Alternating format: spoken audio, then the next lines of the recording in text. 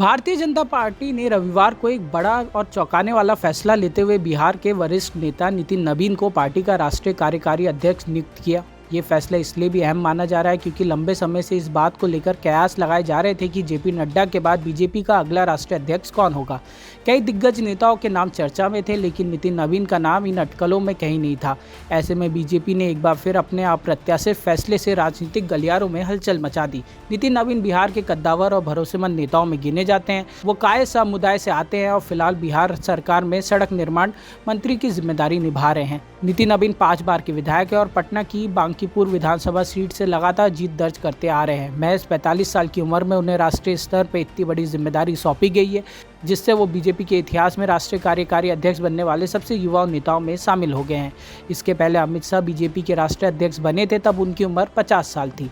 नितिन नवीन ने 2020 के बिहार विधानसभा चुनाव में बड़ी जीत हासिल की थी। उन्होंने कांग्रेस नेता शत्रुघ्न सिन्हा के बेटे लव सिन्हा को करीब 84,000 वोटों के अंतर से हराया। वहीं 2025 के विधानसभा चुनाव में उन्होंने आरजेडी की रेखा कुमारी को 51,000 वोटों से मात दी, जो अब तक की उनकी सबसे बड़ी जीत मानी जा रही है।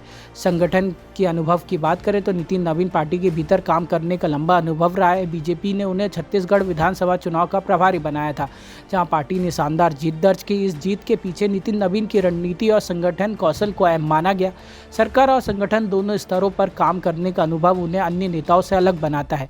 नितिन नवीन ने अपने राजनीतिक करियर की शुरुआत 2006 में उपचुनाव से की थी, जब उन्हें पटना पश्चिम सीट से जीत दर्ज की। इसके बाद 2010, 2015, 2020 और 2025 में वे लगातार बांकीपुर सीट से विधायक चुने गए। वे अब तक 2 बार बिहार सरकार में कैबिनेट मंत्री रह चुके हैं। नितिन नवीन का जन्म पटना में हुआ था। वे बीजेपी के वरिष्ठ नेता और पूर्व विधायक नवीन किशोर प्रसाद सिन्हा के बेटे हैं। पिता के निधन के बाद उन्होंने सक्रिय राजनीति में कदम रखा और जल्दी अपनी अलग पहचान बना ली। राजनीति में आने से पहले वो भारतीय जनता युवा मोर्चा में भी सक्रिय थे, जहां उनके नेतृत्व और संगठन क्षमता से उन्हें एक अलग पहचान मिली। आपको बता दें, जेपी नड्डा को लोकसभा चुनाव के बाद केंद्र सरकार में स्वास्थ्य मंत्री बनाया गया था। उनका राष्ट्रीय अध्यक्ष के रूप में कार्यकाल जून 2024 में ही समाप्त हो चुका था, पर वो अब तक एक्सटेंशन पर थे।